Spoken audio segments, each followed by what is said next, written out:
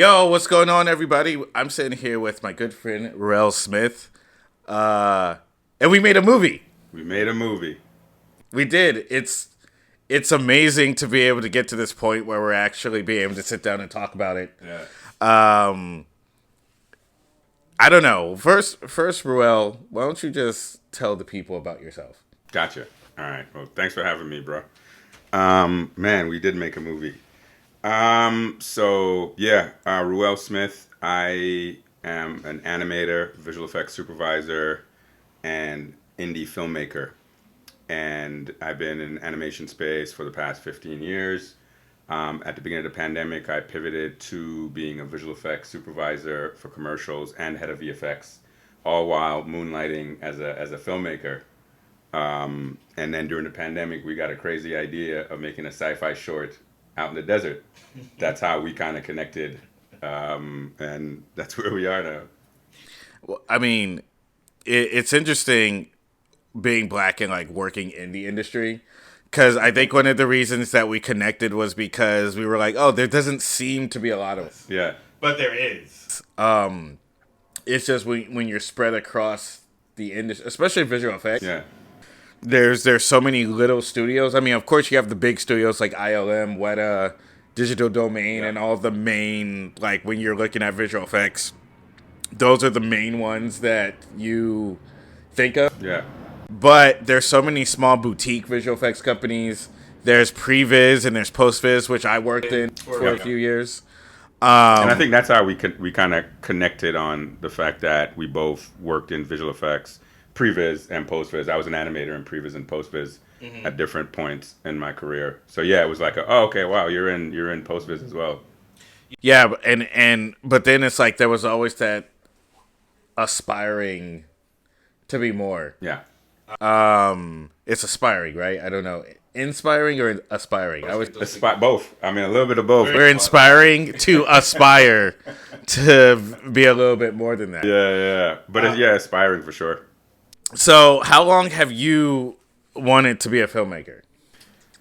Man, I feel like the gene had always been there. The thread had always been there. I was a kid that saw Lion King, the movie, the first one, the original, the one that matters, the only one that matters. But I saw Lion King as a kid and said, I want to do that for a living. And so it started with, wanting to be an animator, pursuing animation in high school, college, then moving out to LA like most people, doing the trek to LA, and then working as an animator. But then I think throughout that process, at some point I was like, I want to kind of tell my own story, right? And you get into the industry. I went to both art high school and art college. And then, so you kind of were always creative and making films in school. But then when you get out, you become a button clicker and you become a piece within the wheel for telling other people's stories. And so I think, around 25, 27 years old, the itch came back to be like, I want to kind of start telling my own stories again. And so I kind of tinkered with that a little bit for a couple of years, made some shorts. And then the big kind of I'm ready to tell my own stories hit when I finished up on Black Panther. Yeah. I was just like, working as an animator on that, seeing kind of Ryan Coogler go through his process within the system and still be himself and see a lot of us on screen and then telling our stories. I was like, oh shit, all right, I'm ready to tell my own story. Well, I think what happened with me, I've been wanting to make movies since I was 6. Wow. Nice. Like, for some reason, like, it was even before I was interested in doing comedy or any of that stuff. And it wasn't necessarily that I was like a cinephile as a kid. Maybe I was, maybe I wasn't, but it wasn't necessarily. You love movies. I just loved movies. Yeah. Like, I could tell you the first movie that I saw in theaters. I had this conversation yesterday. I saw The Great Mouse Detective. The Great Mouse Detective in theaters. Nice. I can't remember exactly the second movie I saw, but I remember going to see The Great Mouse Detective, An American Tale. Okay. The Land Before Time. American Tale 2, Five Goes West. Nice. And I forget exactly what the other one was. But it's like I went to the movies to see a lot of cartoons. Gotcha. Like a lot of cartoons when I was Yeah. I do remember going to see The Lion King. That was really the first sold out showing of a movie I've ever seen. And also the first time that like there was a like uproarious applause. Yeah. Like the Lion King, my showing of The Lion King, I remember it got like a standing ovation. Yeah. Like at the end. That's how good the original Lion King was. Yeah. So from there, and then I guess it's also one of the reasons I got into comedy too, is because I'm not really interested in like being a star. I'm not interested in being like the center of attention, which is strange when you're trying to work in the arts because you kind of you invite that. Yeah. But I've always been like, I want to make people feel like this. Yeah. Like I like the idea of like seeing people's faces when they're like shocked or like happy or scared or something like that, where you can kind of just take them on this journey. So I think that's one of the reasons that interests me into filmmaking, because I'm like, oh, something that I'm emotional about, this story I want to tell, You can convey it to an audience. and they connect to it. Yep. Right? So at the end of the day, that's ultimately what I wanted to do. But then there was this conundrum of people that looked like me, like did they fit in the genres that I wanted to tell? Right? Got it. Because I remember like around the time where like Lord of the Rings came out and all that stuff, right? You're kind of like, well, do I fit? Like if I told this story, like would I fit in this story? Yeah. Is there one? And it's kind of like what they're doing now, where it's like one black person is like in the middle in like Game of Thrones, and you're like, well, this is kind of token. yeah. You're like, this is weird. This isn't. This feels like forced, right? So there was all that. There was always that conundrum of whether what I wanted to tell fit into the system that is Hollywood, Yep. right? And I think that's something that you and I talk about all the time, because that's even the question that we have now, because now we're looking at the studio system, quote unquote, Yep. and we're like, well, what are they greenlighting? Yep. No, for sure. That's kind of the butting heads with the industry trying to, as an indie filmmaker, aspiring filmmaker. Yeah. So what we decided to do was we decided to say, fuck all that. Fuck it. Let's go ahead and do our own thing. Sci-fi short with VFX in it. And I think it turned out pretty good. Yeah. Yeah. I mean, it's not that I think. It turned out amazing. Like, I've shown... You know what?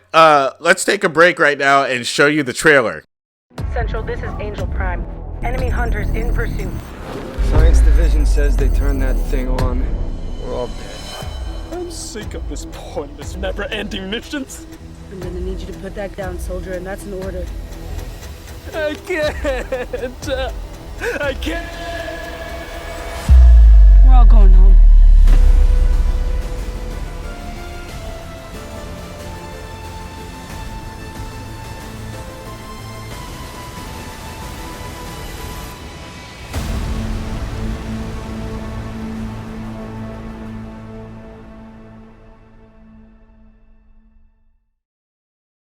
See? Yeah. Yeah. Amazing 2-year labor of love. 2 year... Because I think we started working... Wait. I went back and looked at our correspondence. We started talking about it in... Was it 2020 or 2021? No. 2021. Oh, you and I started talking about it. Probably was 2020. It probably was 2020. Yep. You and I started talking about it. So I'll give a little bit of... So it's the writer and creator, story creator of the concept of Angel Prime, an Alpha War story, is Chris Nortrum. And him and I were working at Digital Domain, VFX artists, and literally we're sitting at the lunch table. And he's just kind of like, he's very like George Lucas-y, like that's his space, sci-fi in space kind of stuff. And he was just like, I'm a writer, and he's a VFX artist, but he's a writer, right? And I was like, man, I'm trying to make it as a director, and I'm a VFX artist, and I'm trying to transition. And he shared me a short and then some of his work. And I was like, man, it'd be cool if we kind of teamed up, because I liked his writing. And then that's how it started. We're like, oh, we want to make this short. And then we started getting ready to try to make it. And then the pandemic hit. And then, it kind of fizzled. And then I think what helped generated the motivation back was when I met you during the pandemic, and then you became an EP on it, and helped us, fund it. Yeah. So in 2020, I started my production company, Dangerously Awkward. I've mentioned it multiple times on this podcast, and I mean, it's ambitious to start your own business, but basically, I was kind of in that George Lucas space too, but from the business side, because there's not a lot of companies ran by us that can start from the screen, and have like visual effects. Like Tyler Perry's amazing, but he doesn't do space movies. So I mean, it's like he's doing great, but it's like the next level is, all right, here's the ambitious idea that we have. Can we get it to the screen within our own means, right? And what I loved about this short is that it proves that. It proves that we had a script, then we shot it, and then we produced the visual effects. Yeah. And at a high level too, right? Like it shown that, we can tell stories, sci-fi, that isn't necessarily just, Black identity struggle stories. It'd be sci-fi, it'd be universal stories as well, but you still have diversity across it, and even in unique places. Yeah. Like having diversity in places you wouldn't see, like our colorist, Elliot, is Black, right? Our DIT, some of the visual effects artists on it were Black and brown, and you don't really see that, right? Our EP. I mean, we're the funder. We're a bunch of talented motherfuckers. Like, we're a bunch of talent. Look, the people that worked on this film, like, it wasn't an amateur undertaking whatsoever. Yeah. The people that did the visual effects are all they do visual effects for a living. Across the board. Most of us, I think almost all of us, were working on Marvel projects. Yeah. Allegedly, we got it. Oh, allegedly? Yeah. I mean, they're all out. They're all released. Yeah, true. You can watch them on Disney Plus at this point. Yeah. But I mean... Thank you, pandemic. Well, I mean, but I think that's what because we weren't necessarily complaining. We were just like, look, we want to tell stories. Mm-hmm. That's all that was about, because when you work in visual effects or a visual effects company, you don't really get to be creative. But you get into it because you are a creative. So after you work in it for years, you're like, okay, this movie's like the last. All the movies start to look alike. Yeah. All the movies start to run together, right? And you say, this is what I feel is missing on the screen, and this is what I feel I can bring to the table. Yeah. But also what happens in the industry, too, is when you kind of are a work mule, people listen to you sometimes, but then at the same time, too, it's kind of like, hey, we need to get the job done first, right? So every year, it's always, we need to get the job done first. So then you're in the industry for 10 years, and you're like, well, I'm not getting any closer. Like the traditional sense, I'm not getting any closer to actually telling the stories unless I take it for myself. Yeah. So the pandemic was a blessing in a lot of different ways for a lot of creatives, because it was actually time that people had where they could be at home and they could kind of go off and like work on their things. Exactly. Or whatever. So I think that's ultimately what happened with us. I mean, we got lucky. My company got lucky because we got like a PPP loan for the company, for the business. Oh, nice. So we were actually able to like fund different, not just Angel Prime, but a bunch of different other projects that in retrospect, like, because we took 2021 off. We took 2021 off. Like 2020, we were going hard. And in 2021, as far as Dangerously Awkward is concerned, everything went like the shit. So we didn't do anything. And we ended up shooting at the end of 2021. Yeah, that's right, because we had to push it back. October. Yep, we had to push it back. And that's even a crazy story. So I want to actually get into talking about the production of Angel Prime. Just kick it off. I mean, so when I first read the script, it was supposed to be a different story, and I had just seen of the 3 soldiers trapped behind enemy lines, right? Mm-hmm. And it was supposed to be based in like a downed mech, and I just watched 1917 by cinematographer was Roger Deakins, and I just loved how that looked. And it was out. It's a war film, and it was out in the elements. And I was like, man, we should shoot this out in the desert. And so we've been and we wanted to shoot in Trona Pinnacles, which is where we ended up shooting. And so we scouted Trona Pinnacles a bunch of times. It was hot. Chris almost fainted a couple of times, just being way out. And so Trona Pinnacles in the Mojave Desert is 3 hours drive just to get to the part where you get into the desert, and then another 30, 40 minutes in the middle of the desert. No signal. And we were planning to try to shoot the last weekend you could potentially shoot it. It was like May of 2021. And it was like the last non-super hot time we could shoot it. And then like a polar vortex came like 5 days before we had to go shoot. And it jumped the temperature from like 90 degrees to like 120. Yeah. And that's where we had to halt production and push it back to the end of the year. Just to give you a visual of the Trona Pinnacles, I'll probably show like an image of the Trona Pinnacles. Just to give you an image. So the Trona Pinnacles is where they filmed Mark Wahlberg's Planet of the Apes with Tim Burton, episodes of Star Trek and all that stuff. Yep. Now, the plane that was in Steven Spielberg's War of the Worlds, the crashed airplane. Yeah. Where we shot is past where they got that plane from. It's called the Airplane Graveyard. So there's the Edwards Air Force Base that's out there. Yeah. And then next to that is a place called the Airplane Graveyard where they have decommissioned big passenger airplanes. Yeah. So when Steven Spielberg did War of the Worlds, they went out there and they grabbed the plane and they chopped it up and then they brought it back to LA on trucks. Oh wow, got it. Yeah, so they brought it all on trucks and stuff. So they got a plane. I think they bought the plane for like $30,000 or like something like that, but it took them like $200,000 to like get it back to LA. That's crazy. So anyway, there's a lot of movie history out there. So further than that is where we filmed.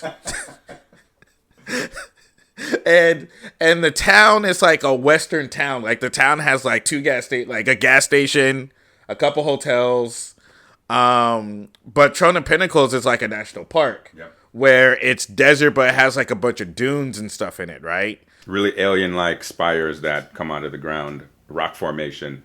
Yeah, come out of the ground. So the first time we went, I went on the first trek, right, or the second? I think it was the second one. Second scout. I went on the second scout, and I mean it was cool. It wasn't. That was the day where it wasn't hot. It was kind of windy. Yeah.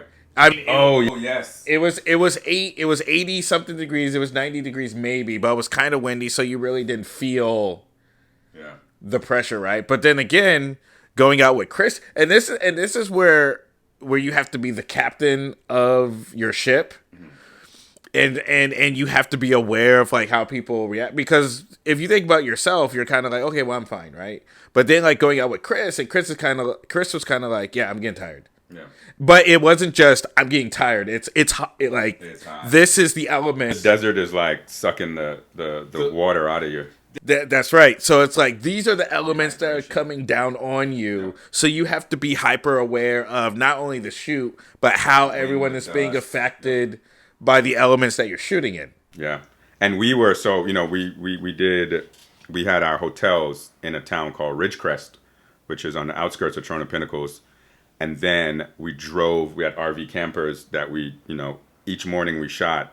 We drove 30 minutes to the dirt road that takes us, and then another 30 minutes into where the main, Trona Pinnacles base camp. And then we had satellite to shoot at different parts in it. So you have the main cluster that you enter into Trona Pinnacles of spires, and then you had other farther clusters, right? And so, yeah, we when we scouted every cluster to find the right areas to do it. And then we narrowed it down over 2 to 3 location scouts. And so, yeah, when we went, we were expecting it. The wind was crazy. And we went back in October, no wind. So if you know, like in the film, we probably don't see it as much, but we have goggles, and we have like pandemic masks that we got to look like sci-fi-ish.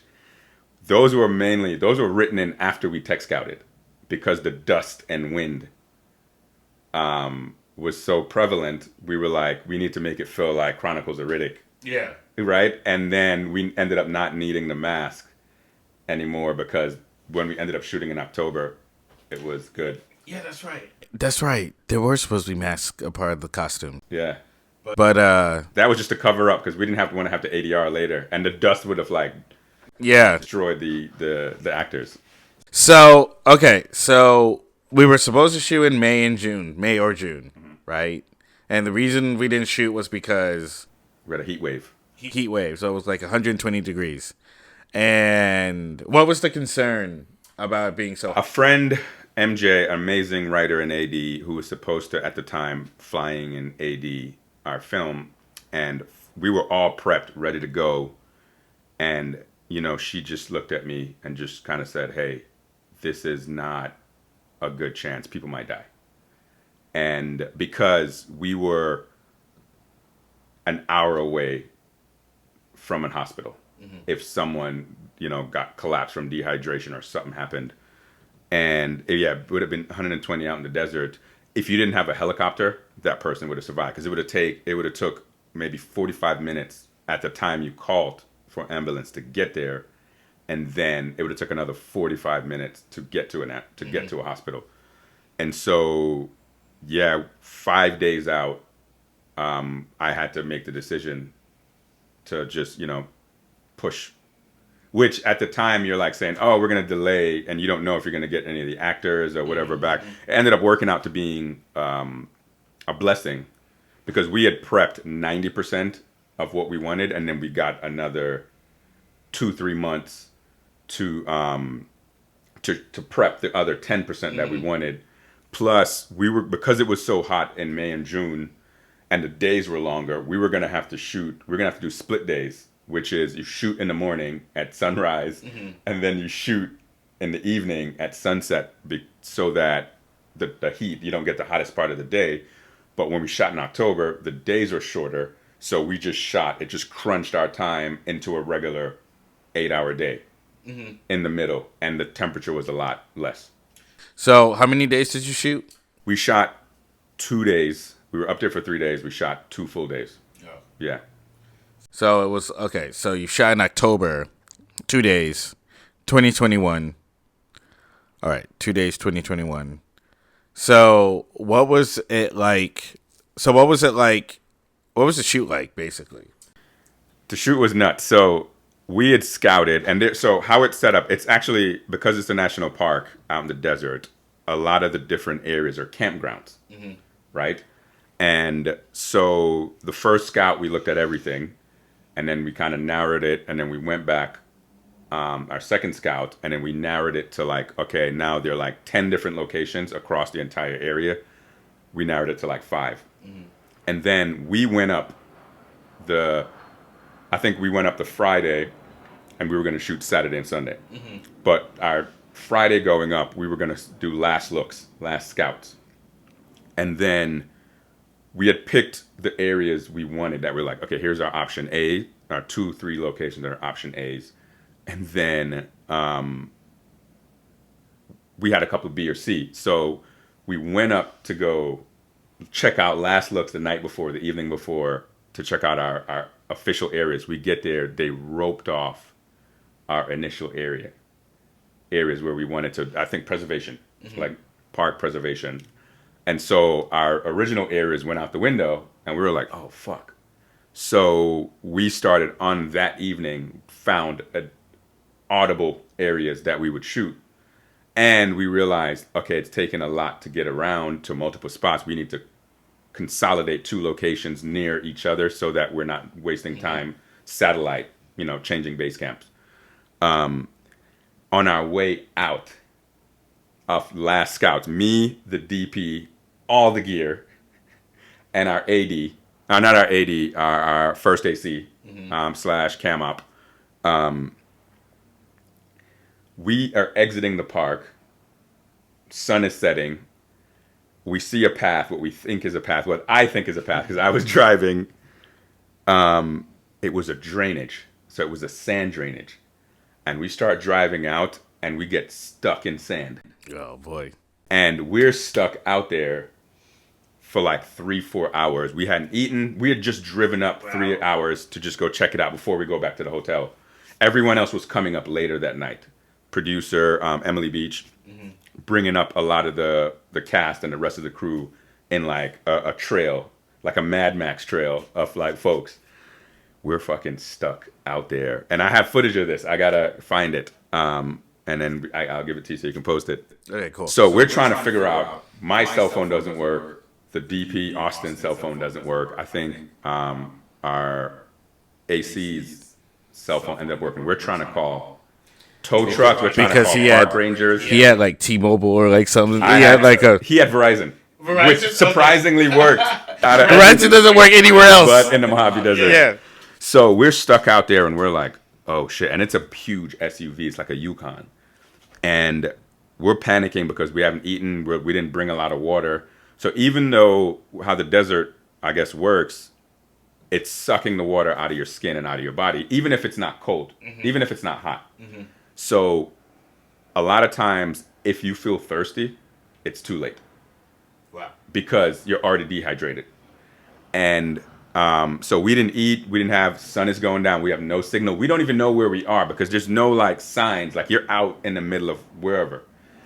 And one of our guys, Shane, who is military, he was our second DP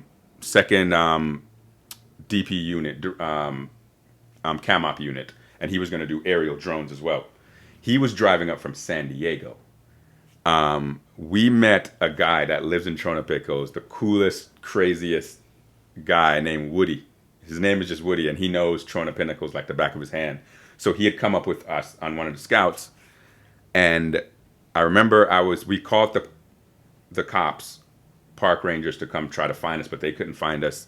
Sun was going down. I took our like LED lights and I put it on the top of the truck. And now it's like the hills have eyes. Like the sun is setting, you can't see past 10 feet in front of you. We have the blinking lights of the LEDs on the top of the car, and we're trying to get in contact with people. We got in contact with Shane, who has a Jeep, and then Woody.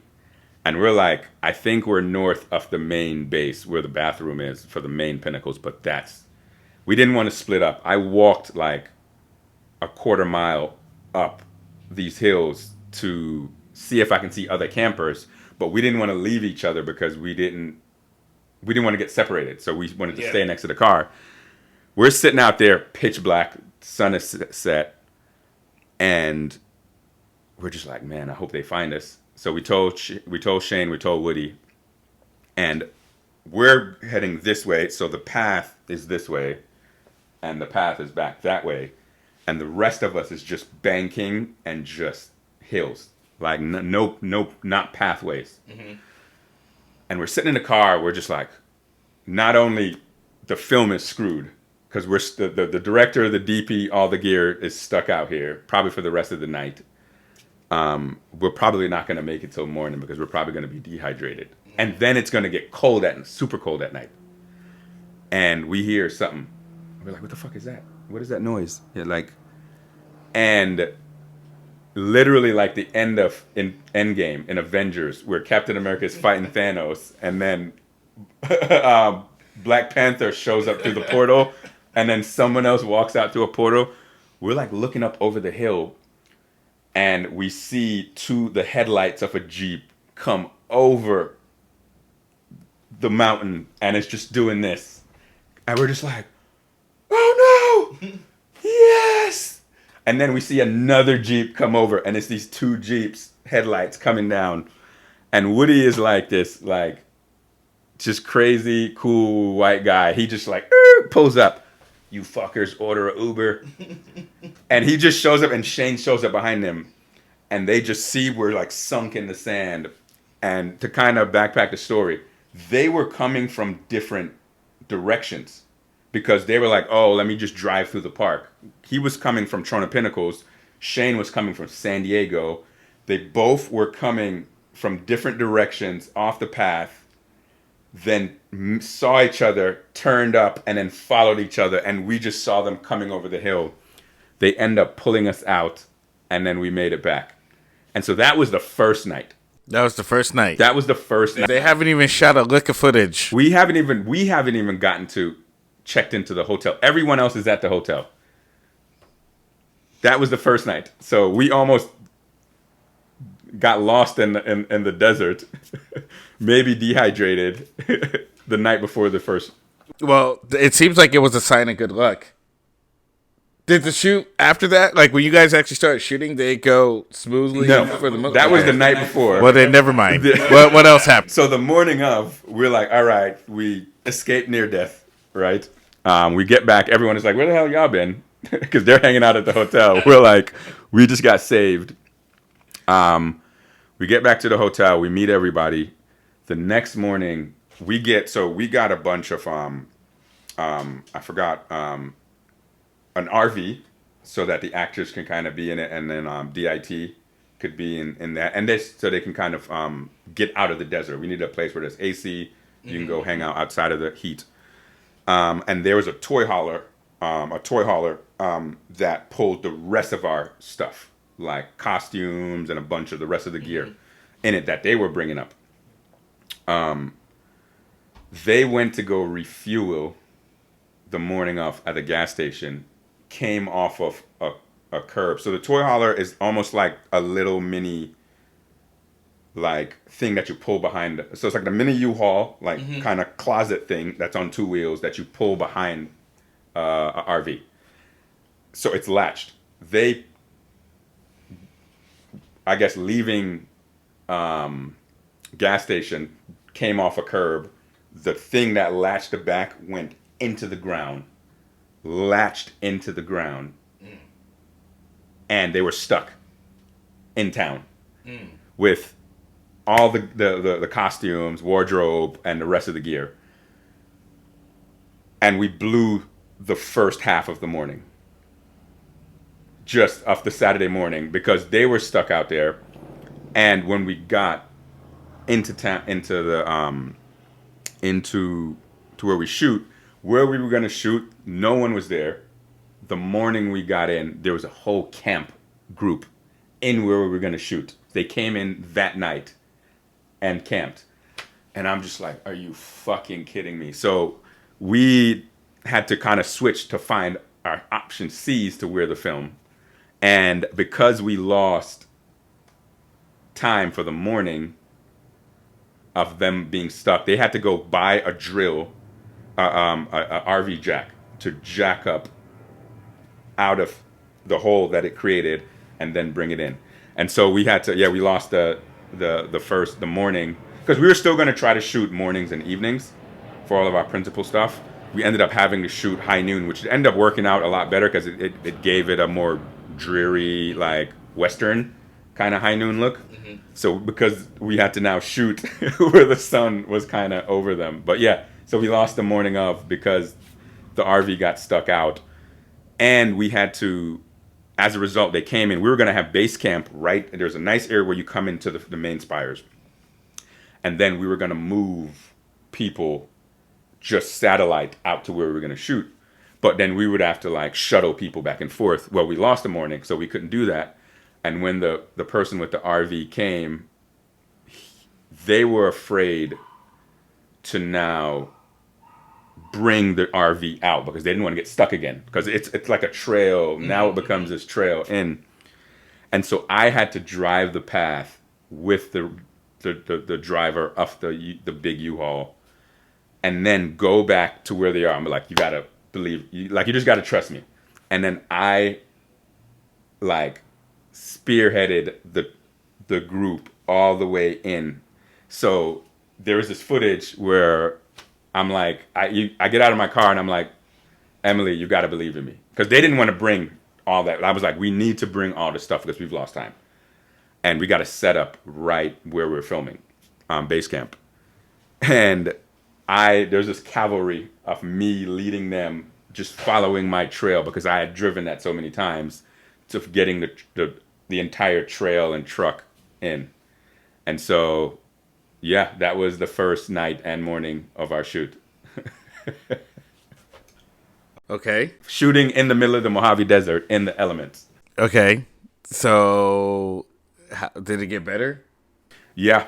I think all of that, once we started filming, our new location setup, it looked like we filmed in very different parts of the desert, which initially we wanted to, but we had to condense it to one area.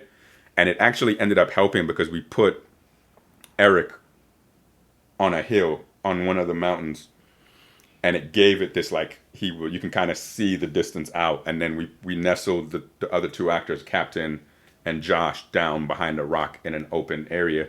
So it looked like it's two different areas where they shot, but it's literally on top of the mountain and down here. And then the piece where they ran and then she fell to her knees, we ended up shooting in our original location on the other side. Yeah, I remember scouting those locations coming up that was a lot of fun. All right, so we got through the shoot. Yeah, we got through the shoot. We got 2.5 days. We got through the shoot somehow. October 2021. All right, so principal photography done. Principal photography was done, right? So then we moved into 2020. Okay, so we shot 2021. October. We spent the rest of that year, October, November, and December editing. So we were editing, and because I think we started getting the rough cut like the beginning of 2022. Yeah, no, we started getting rough cuts the end of like the December. In December, yes. And then we started VFX because we tried to lock edit in January Before doing the visual effects. Yeah, and then we spent all of 2022 just doing visual effects. Now, the main reason, because it took about a year, because look, we're in 2023 now, and in June, we'll get to this in a moment, but in June we're just like finally releasing the film, right? Yep. And I mean, to be fair, that's how most films are done anyway. It's a 2 to 3 year process, just trying to get it finished. So I mean, we're all par for the course, right? Yeah. But what was interesting about us is that we were all still working full-time jobs. We were working full-time jobs while also trying to create an amazing short. Yeah. As well. So like, what was that like? Like balancing the responsibilities of both. Yeah. I mean, they always say the cliche shit is it takes a village, right? And it's literally a lot of my friends I've made over the years in visual effects. David Sanchez, Robert Williams, Chris Nordstrom, the writer of it, who's also an amazing VFX artist, Victor Velasco, just a bunch of Parker and everyone that just came together and helped with the visual effects. It took a village, man. Like and just VFX normally takes a really long time. I think if this was done by someone who was not in visual effects, it would have probably taken a lot longer. Mm-hmm. Or they would have to have sacrificed or cut a lot off the visual effects. But I think, just us being a part of visual effects, we kind of knew how the daunting task of it. And even then, the shit was still even more than I expected, right? It took a lot longer than I calculated for it. So we had like about 100 VFX shots in it. And 50% of that, 50 of the shots were, we angled the captain's goggles too low on her head. And so on her forehead. And so as a result, it picked up the entire crew behind her in camera in all of her shots. And she, Kennedy is the lead. Captain, played by Kennedy C. Hall, is the lead in the film. So her on-screen time is going to be a lot. Had I just angled it just a little bit higher, 40 shots I wouldn't have to have done. And then my boy, Robert Williams, he's a compositor and a senior CG generalist. He did his wizardry to like comp out all of those shots that had the crew in it, and then throw back in the hint of the desert reflection. But yeah, so it was spending a year trying to, get all the visual effects done all of 2022. So like, well, a lot of people don't realize, because a lot of times when you're just talking to people about movies, they try to like downplay everything. Oh, no one cares about visual effects, no one cares about sound, no one cares about, and it's like, oh, No, they do. you'll know if it's not good, right? It's a thankless job. Yeah. So No one cares about it until it's bad, and then they care about it. it's just like telling jokes. People are like, telling jokes are easy until you hear a bad joke. And then you're like, this person should kill himself. That's what they be saying, right? So a lot of times with the big pictures, again, we were talking about Marvel and stuff and everything, they'll shoot like a big wide shot. And you'll see microphones hanging in the frame. You'll see camera people in the frame. You'll see people standing over here. You'll see people standing over there.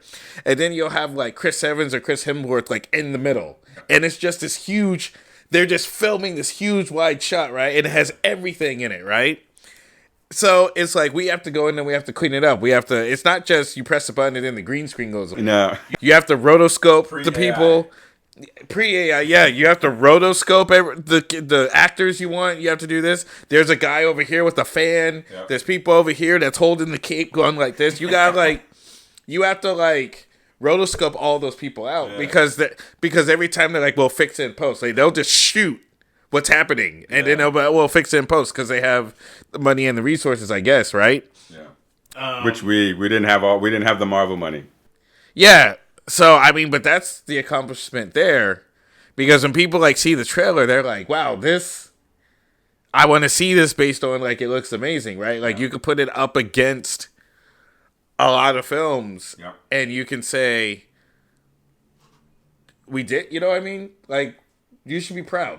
Thank you. I mean, I appreciate that, man, and thank you. You should be proud as well. I mean, and just the entire team that worked on it. It took everybody to get it to where it is. I mean, you funded production and more, right?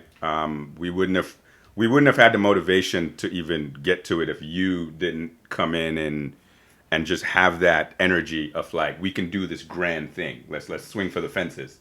Whereas people don't realize I've gone from script to screen on shorts and projects before this, and it's tough to go script to screen. And so having people like you and Chris behind us, you know what I mean? Just helping push that boulder. Everybody should be proud of it.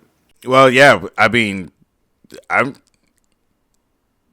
feel like an old granddad because I feel I get teary eyed every time I talk about this film. I really this is just the beginning. Yeah, that's what I say. Ruel is a great storyteller, a great filmmaker.